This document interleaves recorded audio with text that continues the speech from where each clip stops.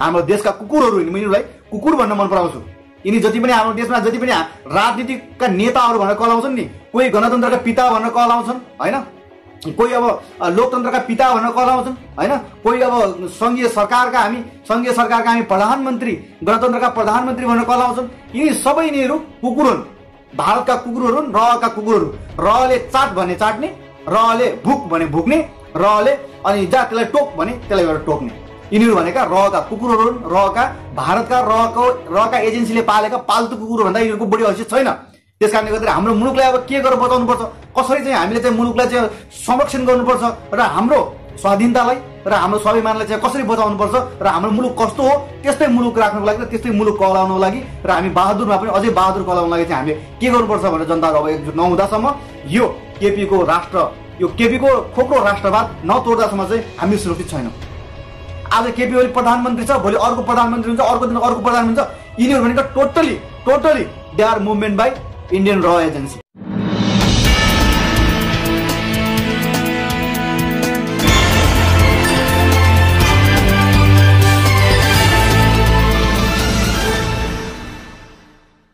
सम्पूर्ण साथीहरुको नमस्कार, म गणेश छेत्री। म आज पनि हजुरको माझमा उपस्थित भइसकेको छु केही देशभित्रकै सामान्य विषयहरू लिएर। यो भिडियोलाई सुरुदेखि अन्तिमसम्म हेरिसकेपछि हजुरलाई जस्तो लाग्छ, हजुरले विषयको प्रसंग जसरी बुझ्नुहुन्छ, जस्तो प्रतिक्रिया दिन चाहनुहुन्छ त्यस्तै प्रतिक्रिया कमेन्ट बक्समा राख्न भने नबिर्सिनु होला। तपाईहरुले म आज कुन प्रसंगमा बोल्न गइरहेको छु, कुन प्रसंगमा चाहिँ मैले आफ्ना विचार राख्न गइरहेको छु र कुन प्रसंगमा चाहिँ मैले वकालत गर्न गइरहेको छु भन्ने कुरा तपाईहरुले टाइटल हेरेर पनि थाहा पाइसक्नुभयो होला, थम्बनेल हेरेर पनि थाहा पाइसक्नुभयो होला र अगाडिको केही हाइलाइट हेरेर पनि थाहा पाइसक्नुभयो होला।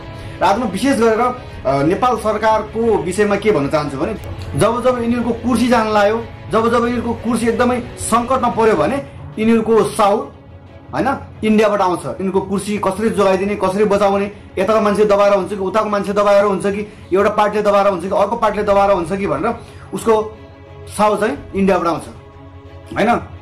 हामीले सुनिरहेको छौँ जुन अहिले केपीओ कुर्सी भनेको एकदमै संकटमा परिरहेको छ।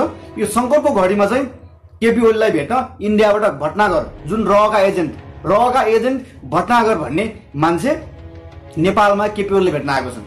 लकडाउनको कहरमा देश कोरोनाले आक्रान्त मचिरहेको छ, जनताहरू अक्सिजन नपाएर प्याकप्याक्ती मरिरहेका छन्, सिटामोल खान नपाएर जनताहरू प्याकप्याक्ती मरिरहेका छन् हैन। राम्रो तरिकाले खान नपुग्ने गरिब दिन दुखीहरूमा चाहिँ एक छाक खाना छैन, भोकले प्याकप्याक्ती मरिरहेका छन्। तर सरकारलाई भने केपी ओलीलाई भने यो केपी ओली ड्राइभरलाई भने उसको कुर्सी कसरी जोगाउने भन्नेतिर मात्रै छ, उसको सर्वसत्ता कसरी टिकाउने भन्ने मात्रै छ। तर जनता के हालतमा छ, देश कुन हालतमा गुज्रिरहेको छ, मुलुक कुन दिशातिर गइरहेको छ, जनजीवनमा कुन खालको असर प्रभाव परिरहेको छ भन्ने कुरा यहाँ भनेको कसैले पनि कति पनि हेक्का राखेको पनि छैन, पटक्कै कसैले पनि राखेका छैन। यसै क्रममा यो कोरोनाको कहरमा देशलाई कसरी जोगाउने, नेपाली जनजीवनलाई चाहिँ कसरी सुरक्षा दिलाउने भन्ने बेलामा यति बेला कुर्सीको लडाई, कुर्सीको लुछाफिरीमा इन्डियाबाट रहका एजेन्ट भटनागर केपी ओलीलाई भेट्न आउँछन्। यसको नाटक के हो भनेपछि हामी सबै 3 करोड नेपालीहरूले बुझ्नुपर्ने आवश्यकता यो छ कि यो मानेमा हामीले बुझ्नु पर्यो कि जब सरकारका चारैतिरका किल्लाहरू हल्लिन्छन्, जब सरकारका नटबोल्टहरू हल्लिन खोल्छन्, खुकुलोहरू हुँदै जान्छ, तब इन्डियाका रहका एजेन्टहरू जस्ता हाम्रो नेपालमा प्रवेश गरेर कोहीलाई सिद्धाउने हो कि कोहीलाई दबाउने हो कि अनि कुनले चाहे अनुसारको उनीहरूले चाहिँ कहाँबाट फाइदा हुन्छ त्यसको कुर्सी टिकाउनेमा इन्डियाको बडो हात छ। त्यो पनि रहको एजेन्ट। र भनेको हाम्रो नेपालको एउटा कुनै यो सचिवालय भन्दा सचिवालय हैसियत बराबरको पनि होइन, इन्डियाको रहको एजेन्ट इलिगली हो है। भनिसकेपछि अब हाम्रो देश इलिगलीहरूले चलाइरहेछ नि त। हाम्रो देश यस्ता जासुसीहरूले चलाइरहेछ, हाम्रो देश आतंककारी जस्ता मान्छेहरूले चाहिँ चलाइरहेछ। भनेपछि हामी कस्तो देशका जनताहरू रहेछौँ, हाम्रो मुलुक कतातिर गइरहेको छ, हाम्रो मुलुक कसले चलाइरहेछ भन्ने कुरा हो। हामीले योसम्म बुझ्न सकेका छैनौँ कि हाम्रो मुलुक कहाँबाट कसले चलाइरहेछ भन्ने कुरो भनिसकेपछि अब केपी ओलीको कुर्सी जान लागिसकेको छ। केपी ओलीको कुर्सी कसरी बचाउने त भनेर केपी ओलीले अब सहारा कहाँबाट लिए, सपोर्ट कहाँबाट लिए त भन्दाखेरि साउ केपी ओलीको साउ रहको एजेन्टलाई चाहिँ उनीको वार्तालाप भयो। वार्तालाप भइसकेपछि यो कोरोनाको कहरमा इन्डियाबाट नेपालमा आउनुपर्ने त्यो भटनागर के समस्या थियो, के खाँचो थियो र आयो कोरोनाको कहरमा। जहाँ छस् त्यही बस, जे गर्न लाग्छस् त्यही गर, कोठाबाट बाहिर ननिस्के, बरु भोकले मर कोरोनाले नमर भनेर चाहिँ यस्तो सल्लाह सुझावहरू चाहिँ विश्वले दिइरहेछ हैन। अनि चाहिँ यो भटनागरलाई चाहिँ के पुगेर चाहिँ इन्डियामा उसकै जनताहरू त्यसरी मरिरहेछन्, उसकै देशका बासिन्दाहरू त्यसरी प्याक अक्सिजन खाना नपाएर, अक्सिजन नपाएर, ट्याब्लेटहरू नपाएर कोरोनासँग लड्दै गर्दाखेरिमा चाहिँ एउटा मसान घाटसम्म चाहिँ पोल्ने ठाउँ छैन। त्यो हिसाबले चाहिँ व्यक्ति प्राण तोडिरहेछन् उसको देशका मान्छेहरूले, उसको देशका बासिन्दाहरूले भनिसकेपछि उसलाई त्यो खाँचो छैन। तर उसले ठुलो त्योभन्दा नेपालको राजनीति कस्तो भइरहेछ, कसको कुर्सी जान लाग्यो, कसको कुर्सी जोगाइदिने, कसको कुर्सी फालिदिने, कसलाई अगाडि तान्ने, कसलाई पछाडि धकेल्ने भन्नेमा एकदम माहिर रहेका एजेन्टहरू रहले चलाइरहेको हाम्रो देशको सत्ता, हाम्रो देशका कुकुरहरू, यिनीहरूलाई कुकुर भन्न मन पराउँछु। यिनी जति पनि हाम्रो देशमा जति पनि राजनीतिकका नेताहरू भनेर कहलाउँछन् नि, कोही गणतन्त्रका पिता भनेर कहलाउँछन् होइन, कोही अब लोकतन्त्रका पिता भनेर कहलाउँछन् होइन, कोही अब सङ्घीय सरकारका हामी प्रधानमन्त्री, गणतन्त्रका प्रधानमन्त्री भनेर कहलाउँछन्। यिनी सबै यिनीहरू कुकुर हुन्, भारतका कुकुरहरू हुन्, रहका कुकुरहरू। रहले चाट भने चाट्ने, रहले भुक भने भुक्ने, रहले अनि जा त्यसलाई टोक भने त्यसलाई गएर टोक्ने। यिनीहरू भनेका रहका कुकुरहरू हुन्, रहका भारतका रहका एजेन्सीले पालेका पाल्तु कुकुर भन्दा यिनीहरूको बढी हैसियत छैन।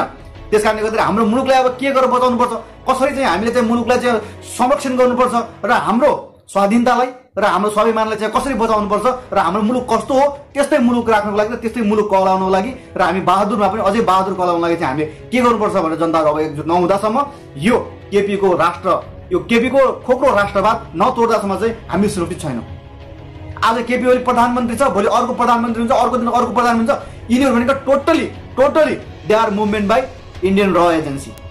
यिनीहरू भनेका कुकुर हुन्, रहका कुकुरहरू मैले अघि नै भनिसकेँ। त्यस कारणले गर्दा यिनीहरूबाट हामीले केही पनि आशा नगरौँ। जसको हातमा देश गए पनि कम्युनिस्ट त अब कम्युनिस्टै भइहाल्यो होइन, अवश्य प्रचण्डको हातमा देश गए पनि हालत हुनेलाई यही हो, बाबुरामको हातमा गए पनि हालत हुनेलाई यही हो, शेरबहादुर देउवाको हातमा गए पनि देश हातमा गए पनि हालत हुनेलाई यही हो।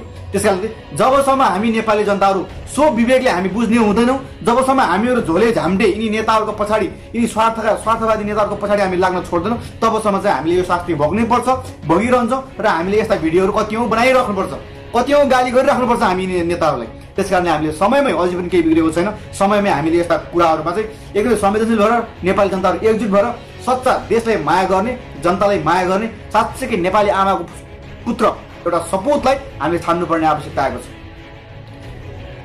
यदि तपाईँहरूलाई मैले के भने चित्त बुझ्दैन भने ल ठिक छ, मेरो कुरामा चित्त बुझ्दैन, तपाईँहरूले त्यो पनि कमेन्ट गर्न सक्नुहुन्छ। आज देशलाई कस्तो लिडर चाहिएको छ, कस्तो मान्छे चाहिएको छ, कस्तो सपुत चाहिएको छ, कस्तो लिडर चाहिएको छ भनेर त तपाईँहरूले पनि त सजिलै मूल्याङ्कन गर्नुहुन्छ। मलाई साथ मभन्दा ठुला एजुकेटेड साथीहरूले पनि मलाई हेर्दै हुनुहुन्छ, मभन्दा धेरै पढेका साथीहरूले मलाई हेर्दै हुनुहुन्छ, पोलिटिक्स सम्बन्धीमा हरेक कुराहरू सिकेका साथीहरूले, जानेका ज्ञान विज्ञान होइन हरेक कुराहरूमा चाहिँ विज्ञ साथीहरूले चाहिँ मलाई अगाडि रहेका साथीहरूले चाहिँ मलाई हेर्दै हुनुहुन्छ, सुन्दै हुनुहुन्छ होला होइन। भनिसकेपछि म यही भन्न चाहन्छु, बस मैले भन्नु खोजेको कुरो यही हो होइन।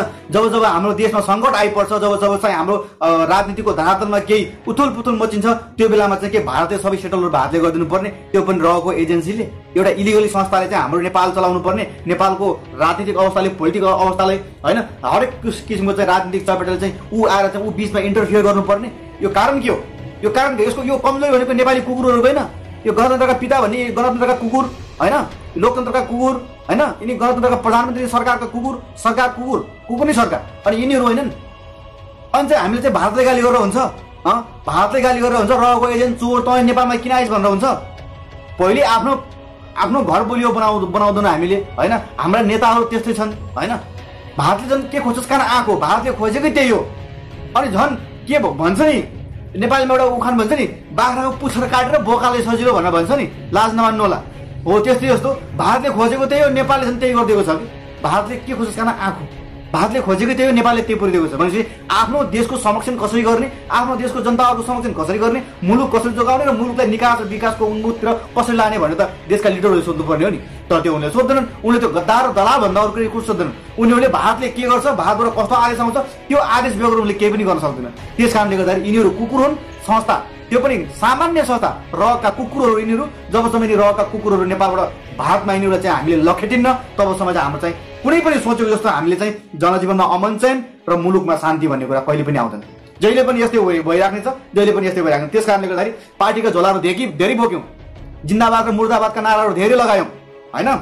त्यस कारणले गर्दाखेरि अब चाहिँ हामीले नेपाली जिन्दाबाद, सूर्यचन्द्र जिन्दाबाद भनेर चाहिँ हामीले एकपटक नेपालको बारेमा, आफ्नै स्वाभिमानको बारेमा, आफ्नै स्वाधीनताको निम्ति हामीले नारा लगाउनु पर्ने बेला आएको छ। त्यस कारणले गर्दाखेरि सम्पूर्ण आम 3 करोड नेपाली जनताले म यही आह्वान गर्न चाहन्छु, सबैजना साथीहरू आफ्नो ठाउँबाट उठौँ, जुटौँ र यस्ता मान्छेहरूलाई परास्त गरौँ र यस्ता मान्छेहरूले चाहिँ सबै हरेक कुराहरू यिनको हरेक जति पनि प्लानहरू छन्, यी प्लानहरू चाहिँ हामीले सक्सेस हुन दिन हुँदैन। यिनीहरूलाई चाहिँ यिनका प्लान कागजमै तुवाउनु पर्छ भनेर भन्दै आजको भिडियोलाई बिदा लिन चाहन्छु। हस्त, धन्यवाद, जय नेपाल।